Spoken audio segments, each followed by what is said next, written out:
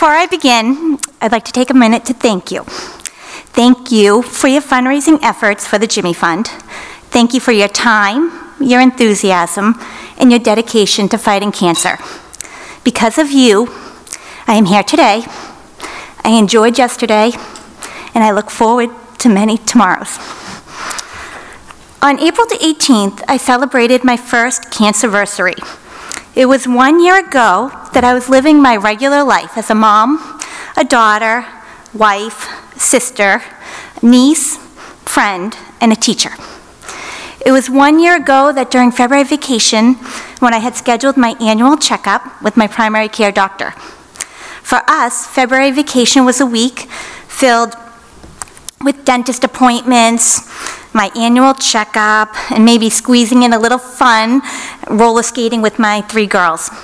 And as you can probably imagine, I wasn't too excited about going to my appointment.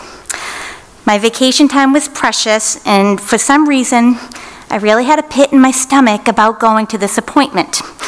I really didn't know why. I was a 39-year-old woman with 0 health complaints. And since it was an appointment that I wasn't looking forward to, I had canceled the appointment prior to that, and I felt guilty, and I decided that I should probably go and check it off my to-do list. And sure enough, my doctor found a lump that she did not like the feeling of. I had absolutely no idea that this was existing inside of me. She had asked me if I had been doing monthly breast exams, and sadly, I had to answer her question truthfully because I never did breast exam. I had to tell her that I had no idea how long it had been there.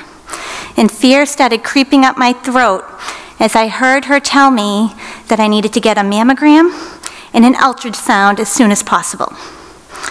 At the time, being 39, I never had one of those tests done before. I kept telling myself that I was not going to get worried until I had something to worry about. And little did I know that at the end of that afternoon, I was going to be notified that I did indeed have a tumor. The word tumor was one that I never thought I would hear. Doctors needed to know if the tumor was cancerous. I needed to know if it was cancerous. So I immediately went to have a biopsy done. It wasn't until 5 long days later, during my lunch break at school, that I got my call from the primary care doctor. And she was indeed the bearer of bad news. The tumor had a name. Its name was invasive ductal carcinoma. I had breast cancer. After the initial shock, I could only think about 2 things: my family and my students. How was I going to tell my daughters that their mom had cancer?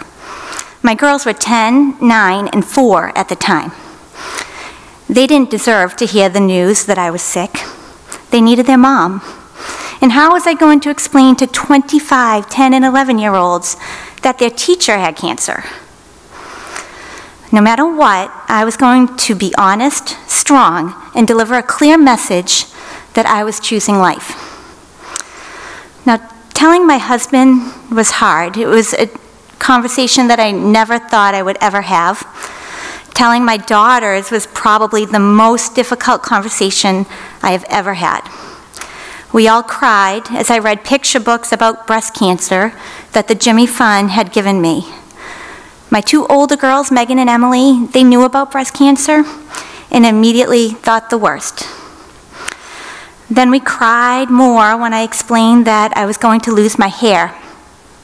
My beautiful red hair, my identity, was going to be taken away from me 15 days after my first chemo treatment.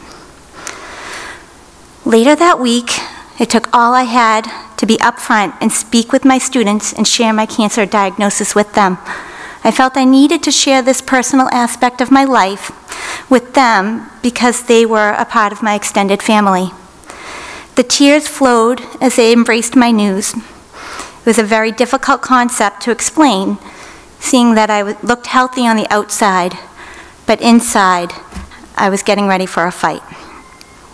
So needless to say, there wasn't a lot of time for math drills or social studies or science that day.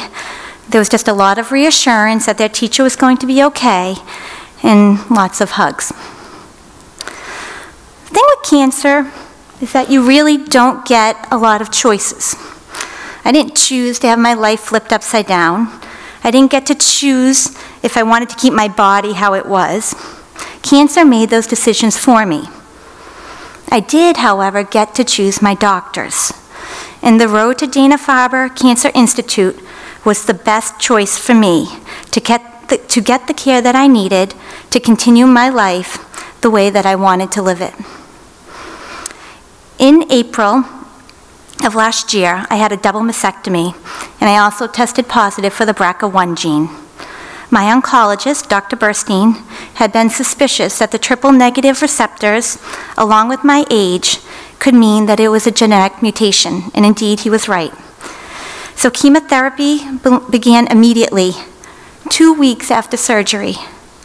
I met with a team of doctors, nurses, nurse practitioners, phlebotomists, cardiologists, radiation oncologists, all who enthusiastically supported my doctor's plan to annihilate the cancer cells. 16 weeks of chemotherapy, 25 rounds of daily radiation was the final plan of attack for me. 15 days after my first treatment, my hair began falling out. Loose strands began to wave their white flag, and then massive clumps of red hair were leaving a trail no matter where I went. It was then that I decided to shave my head to show my girls that I was not going to let cancer dictate how I was going to lose my hair. We all cried as my husband shaved my head, as it was yet another milestone that I needed to meet if I was going to beat this beast. Amidst all of these difficult challenges, I continued with my mantra that I was going to choose life. I surrounded myself with positive people who reminded me how precious life really is. Even with the stress of everyday life, life is still life. So on June 2nd, 2014, I put my wig on, I got into my car, and I drove to school. The Jordan Jackson Elementary School was decorated with pink ribbons, inspirational quotes from Frozen, where else? An entire staff, along with my 25 fifth graders, wore green t-shirts with the slogan "Sullivan Strong" on it.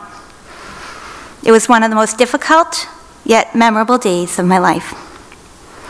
And while other teachers had a summer filled with beach day trips, my summer revolved around traveling in and out of Boston to my new home, the Dana-Farber Cancer Institute.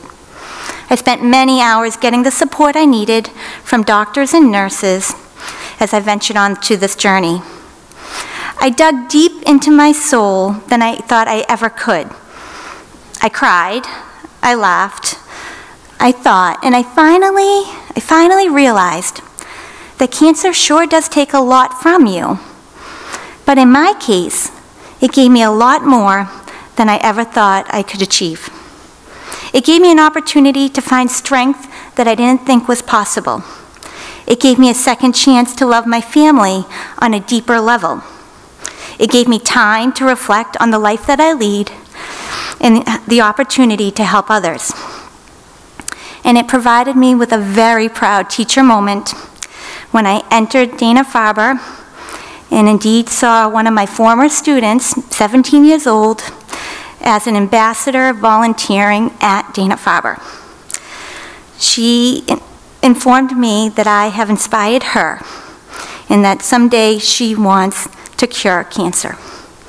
So in a bizarre way, cancer really gave me my life back. Believe me, my life with breast cancer has not been a walk in the park by any means. I just had reconstructive surgery 2 weeks ago. My ovaries will be removed in July. Not the typical day for a 40-year-old woman.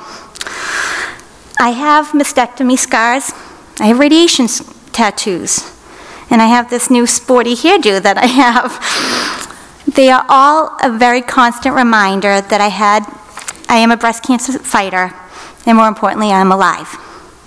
And this is due all to the immeasurable care that I received through the Jimmy Fund and the medical expertise at Dana-Farber.